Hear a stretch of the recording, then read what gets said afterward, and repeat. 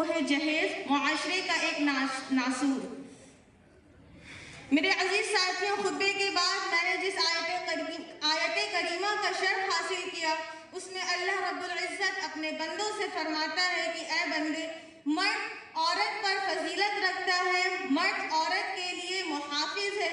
और मर्द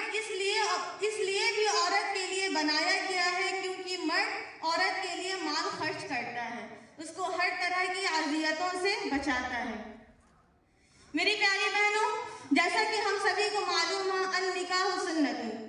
सुन्नत है, लेकिन आज का ये माशरा है कि हमने निकाह को आसान नहीं किया। हमने निकाह को सुन्नत तरीके से हम निकाह नहीं कर रहे हैं, बल्कि हम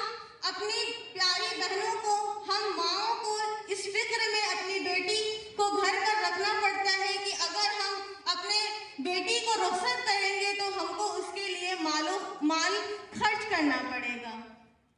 मेरी प्यारी बहनों, जैसा कि आपको मालूम है कि निकाह के वक्त औरत को महर दिया जाता है, लेकिन मेरे अजीज साथियों,